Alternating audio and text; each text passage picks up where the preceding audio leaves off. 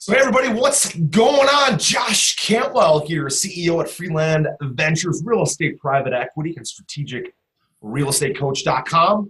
Welcome back. Welcome back to our Strategic Real Estate Coach podcast and interview series.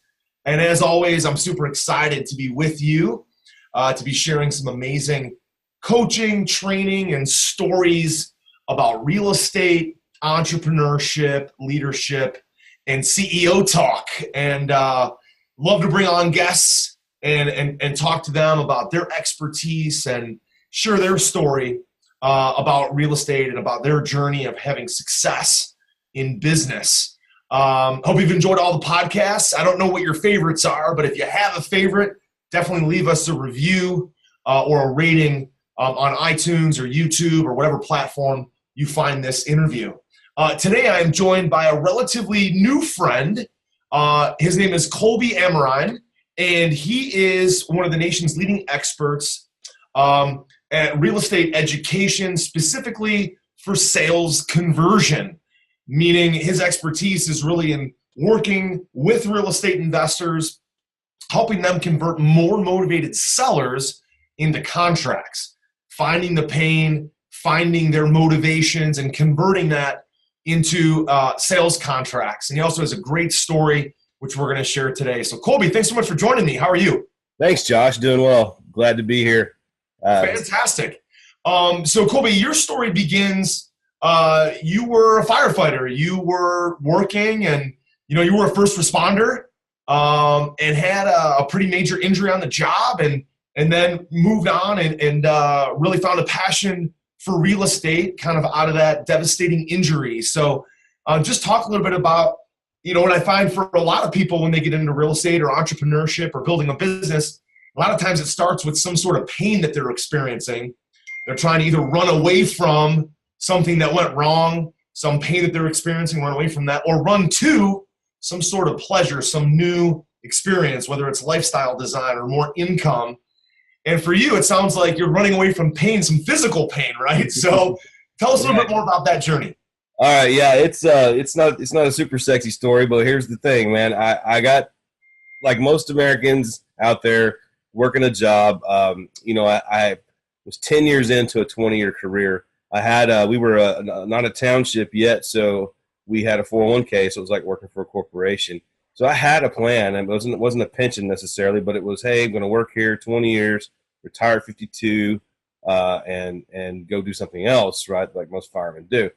And 10 years into that, just counting the days and having a good time, and boom, I got injured. It was one of many injuries, but it really took me out of the game for like 18 months, and I couldn't go back to work. Long of the short of it is I couldn't go back to work. Yeah. And so I was really stuck with, okay, well, bills come in every 30 days. Then what do I do, right? And it wasn't really like, I could pump a fire truck, start an IV, do all that kind of stuff. But you can't just go get a job with that skill set.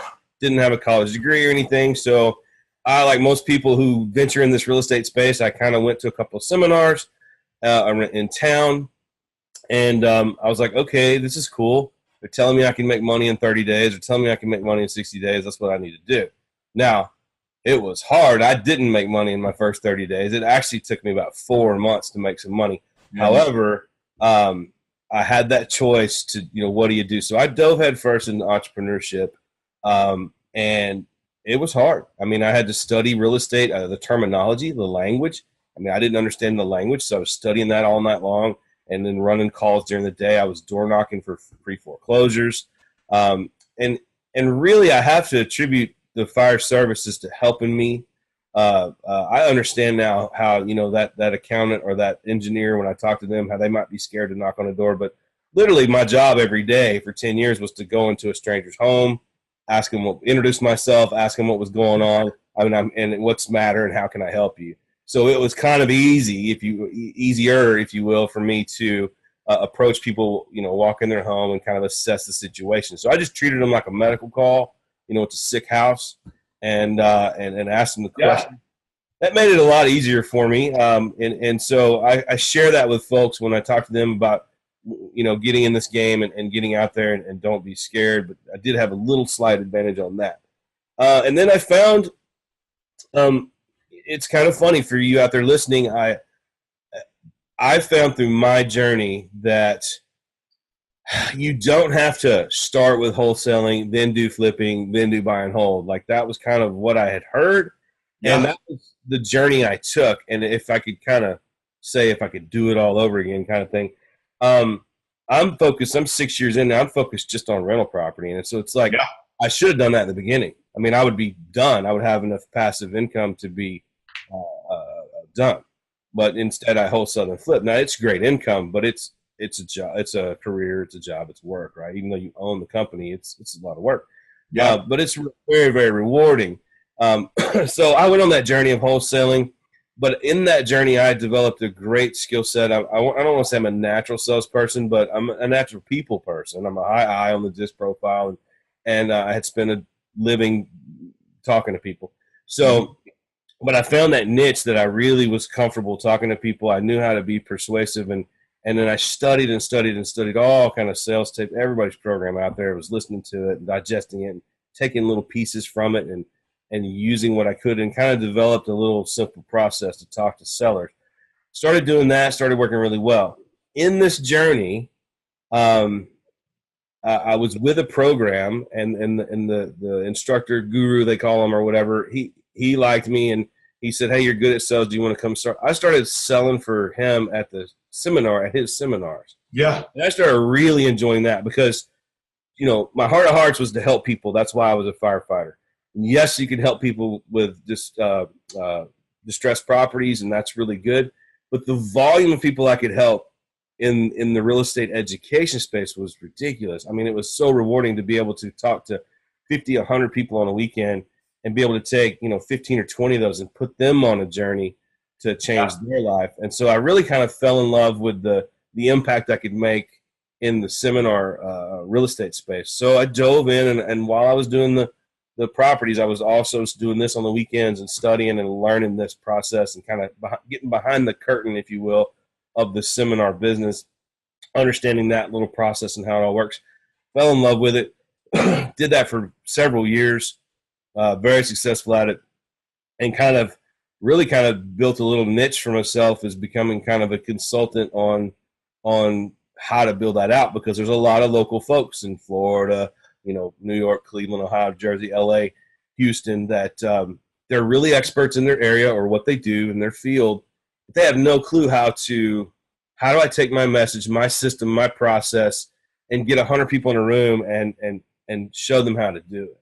Yeah. Right. Show them how to do it. And so that's kind of what I do now for a mostly full-time basis. And it's a lot of fun. I mean, there's Nice. 1 to 2 weekends a month I'm doing that. And I like it because what I find is this, and I'm sure we'll break down this here in a little bit more, but with all the experts and gurus across the nation that I kind of left that part of the story out, I flew around and met a bunch of all the big names that everybody will know who they are. I've met these guys and talked to them and these ladies. And what I found is this, and here's my complete advice. When you want to get a guru or a mentor or a coach, just make sure you look at what they're doing. And if that's what you want to do and they're really good at it, man, that's the perfect fit for you. I mean, there's guys that are fantastic at owner finance, fantastic at subject to, fantastic at wholesaling. There's some guys here in Houston that are great at fixing and flipping. They do over 100 houses a year, just fix and flip, so they have processes and systems that are, above and beyond. And Right. so I find people bouncing around in these seminars, and seminars get a bad rap because people, what they do is they shiny penny. They go to the owner finance, they try it for 90 days. They go, oh, this is hard. I want to do wholesaling. They go to the wholesaling seminar. Right. They pay that guy 10 grand, and then they go that for 90 days. And like, oh, this is hard. And it's like they keep bouncing, and truth be told, it's all hard. It's all Right. work, right? You just got to pick a lane and run in it. Well, Colby, the way I look at like real estate education is a lot like a roller coaster. And what I mean is not that it's up and down, up and down, up and down. That's not the parallel that I'm trying to make. What I'm trying to say is if you look at a roller coaster, the roller coaster itself, all the hard work is in getting you up the first hill, right? All the hard work of the roller coaster, all the engineering, all of the chains or the magnets or whatever it is on the roller coaster is getting up the first hill. And a lot of people who are students of mine, I talk to them about this roller coaster and I say, look, if you're going to get into wholesaling, or you're going to get into owner financing, you're going to get into apartments, you're going to get into raising money, getting up that first hill is like your first 90 days. And if after that first 90 days you say, oh, this is too hard, then you're like getting off the ride at the top of the hill after all the fun is about to begin if you just stick with it. Now, there's still going to be some ups and downs, but it's fun, right? Once you get down that first hill of the roller coaster, it's exciting, it's thrilling, you're moving, you're going flipping upside down, you're going a million miles an hour, and it's all the excitement. And then you stop at the end, you're like, oh my God, climbing up that first hill was so scary, but the rest of the ride was amazing. Same thing with real estate education, especially for somebody who's brand new. You're going to go in the first 30 days, go in the first 90 days, 60 days. You're learning all kinds of new things about wholesaling or apartments or raising money or flipping. And right when it's about to get fun, a lot of people say, oh, shiny object, I'm going to go back and start a new 90-day process and go back up another hill with another speaker, another education company. I'm going to do that all over again. And then they do that 5-6 times in a row. They leave at the exact wrong time, 5-6 times in a row. And then they're like, oh, this isn't for me. Oh, all these gurus made money and I didn't make money. That's because they're getting off the ride at the exact wrong time. And that seems like very similar to what you're talking about. This is a fantastic analogy. I mean, I've never heard it put that way, and that's perfect. That is absolute truth. They do all that hard work and all the blood, sweat, and tears, and like it's just about to break, about to pop, and then they quit or they say it's too hard. Let me do something else. And so I'm very transparent. I'm a very transparent dude. I just tell them exactly like it is. Hey, this is hard. It's hard work, but you work hard right now. Everybody gets up and works hard. It's like there's no easy flick a switch overnight money. That's for sure. But Colby, it could be pretty easy, right? If you're trying to say, okay, I want to do my first wholesale deal in the first 30 to 60 days, like one deal, 2 deals, that can be easy. Yeah. But if you're going to build a business and literally change your life, change your entire family future, there's a difference between doing a deal that's easy and building a business and building legacy wealth.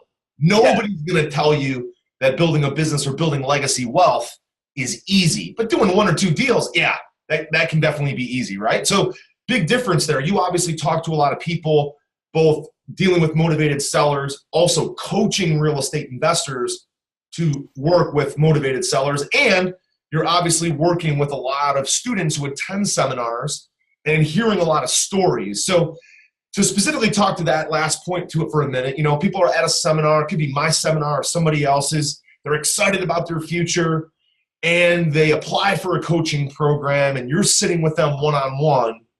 What is going through your mind to help that person get to the next step? What's going through your mind to coach them, give them the right advice to move up, move on with their life, and not just be in like the webinar world or the info product world, but to jump into some sort of mentoring and take the business seriously? Right. So the first, little spat that I had with the seminar business, I was just a typical sales guy trying to get sales. And then as I started talking to hundreds and hundreds and then thousands of people, patterns started to develop, and I started to see different type, a couple different types of people sitting in front of me. And what I developed in the seminar sales space was I really just sit down and say, hey, are you enjoying the show, enjoying the material and everything you're training? And, that's all good.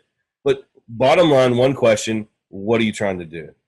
What are you trying to do? Because just like just like you just led into, there may be an accountant or an engineer who's got a good career who says, man, I'm just trying to build a little retirement.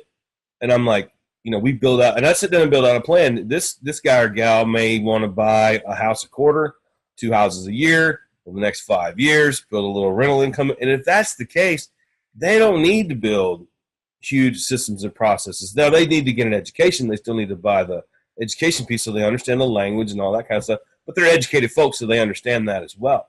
But then I customize and kind of build them a plan on where they want to go. And then you've got the type of person who's like, man, I hate my job, or I just lost my job, and I want to do this full time.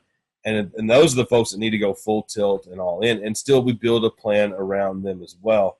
And that is but you got to I get complete buy-in, not financially from them at that table, but like, are you ready to make this leap and make this change? Because you're right, it is that roller coaster. It's a long climb to that first hill, and it's not going to be easy. It's going to be a lot of hard work.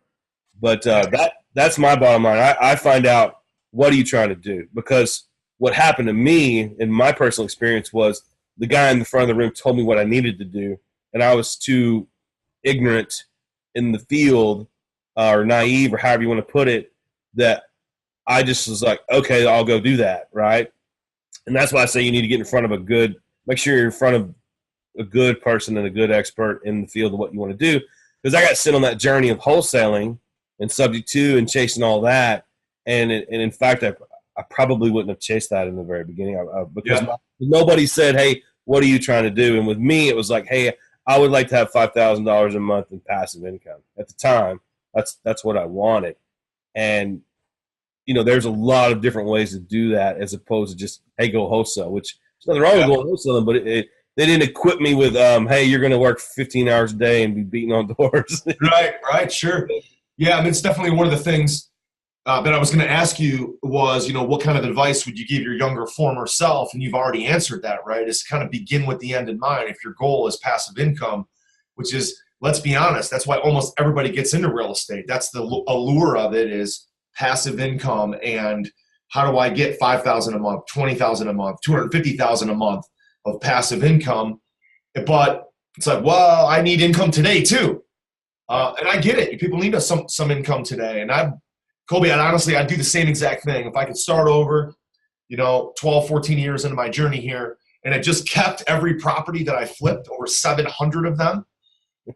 That's why I got into being, a really, really big private lender, is because that became my way to scale and make passive income, was to lend out the money that I have and lend out the money that I manage for others, is to create passive income.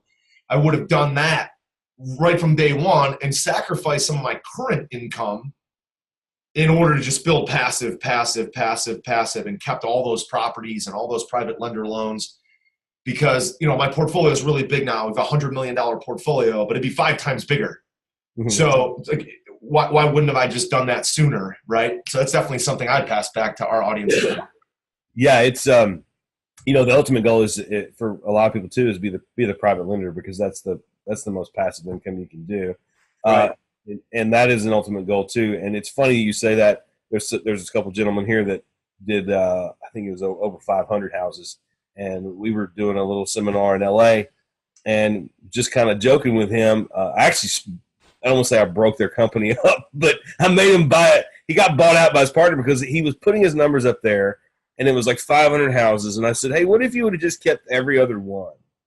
And we sat down and did the math, and it was something like $11 million worth of property and $90,000 a month in passive income. Like, it was ridiculous, right? I mean, it was right. What if you'd have just kept every other one? Not even all of them, just like every other one, or every fourth one, or something like that. And when he did the math on that, and you could see his face just drop. He was like, but he's been working hard, and making a lot of money, but working really hard. He's like, wait a minute, I would have $90,000 a month and like $11 million. So he actually, within the next 4 months, really approached his partner, and then got bought out, said, hey, buy me out, because I want to go buy properties. Yeah. Yeah, absolutely. My focus now is almost 100% in just owning assets, cash flowing assets, apartment buildings, rental portfolios. We're a really big private lender with my own money and the money we manage. And I love to coach people, and that's it. Those two things.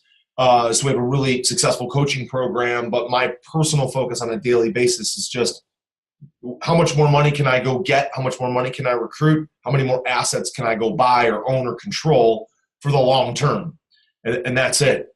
So Colby, as we were getting prepared for this, you had mentioned a couple things that really, when you're coaching students, whether it's coaching them one-on-one and you're mentoring, where you coach people on sales success, or whether it's coaching someone in the back of the room or front of a room at a seminar, you talked a lot about focus, about avoiding the shiny object syndrome, and really focus on one thing. Focus. Just tell me what your interpretation or your definition of focus is, and why is it so important to success? Wow, that's a great question. Because most of us with this entrepreneur bug have this inherent, I don't want to call it a flaw. It's an inherent trait that we just shiny penny everything. And we're, the high D highs, and then we get the ball rolling. I mean, entrepreneur is about creating, right? So entrepreneurs, I almost want to call myself a business owner, not an entrepreneur, because entrepreneurs get a ball rolling, and quite frankly, usually go find another ball to start rolling. Yeah. But they usually fail to build out the system, processes, and teams to keep the initial ball, the second ball, and the third ball rolling, right? So some things fail and all that kind of stuff. So focus, to me, is absolutely critical. It is the key, the cornerstone to success. If you want to get traction, you want to get ahead, you've got to get in a lane. You've got to get focused. Yes, you can do apartments. Yes, you can do private lending. Yes, you can do wholesaling. Yes, you can do owner finance. But, man, pick one, get really good at it, get focused, get some success under your belt, which builds you up, too, mentally and then financially. And then once that system is rocking, then you can always offshoot into these other pieces and build these other things out. I can sit down with an entrepreneur and know they're going to struggle when they're struggling with their wholesale business, and then they've got this thing going, and then they call me and they say, "Hey, I just started a construction company," and I'm like, "Oh, you're gonna be in so much pain, man. You don't even have this one ironed out. How are you going to start this one over here?" What? Yeah, it's crazy. Right? Something else? Yeah, I just go, oh my God. So a lot of that I can attribute to my success is I met through different channels in life and different people, some very successful people, a couple of billionaires and a couple of decimillionaires, and had some blessed opportunities to sit with those guys, which is just amazing to be in the room and just listen to them. And three of them have all, in different times, not even together in a room, have all said, my success is because I have laser focus. I can burn a hole in the wall with my laser focus. And I just took that to heart when they were like, I don't even want to know how you made your money. I don't need to know how you made your money. But if you tell me the reason you did and you know why you're successful is because I have laser focus. I can burn a hole in the wall. I do not look at anything. Laser beams of focus coming out of my head, like Austin Powers. Yes, that's it. That's it. And, the ability to, and also, you've heard these other successful people say this, but like the ability to say no. Like, it's so hard because when you first start in mindset and in these journeys and you're reading these books, you're listening to, the Tony Robbins of the world and the Jim Rohns and all that stuff, and you're about positivity, and you do need to be around positive people and cut negativity out of your life. That's huge and powerful. But it's always like say yes, and the opportunity's right there and go. And so it's so counterintuitive. Like, you get on this journey and you're like, say yes. And you get in this thing and like all these opportunities come. And then at some point, and I can't tell you where, I have to kind of be your coach, or you need to, go to your coach and hopefully they can guide you on this. At some point you hit I guess when, the roller coaster goes over, right? And that journey starts rocking. Now you got to flip the script and you've got to say no. Yeah. No. And it's hard for me to say that. It's hard to do that after you've programmed yourself to say yes and look at every opportunity, because there's always something, one relationship, one transaction away from the tipping point, right? But then when that's rocking, when that construction company comes or that opportunity for this or that comes around, man, it may look good. Like my thing was focusing on single family and getting that rocking. And when I got in apartments, people were getting out of selling apartments.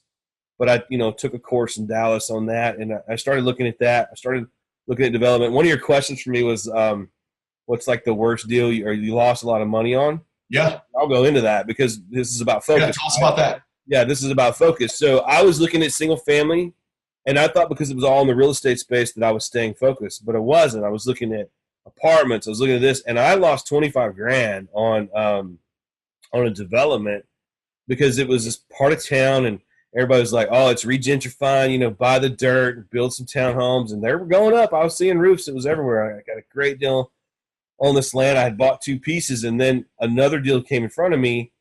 And I was playing in a space that I didn't have a mentor. I wasn't educated in the space. It appeared to be just like working the numbers on a SFR, right? Single family real estate. But it wasn't. I put $10,000 down.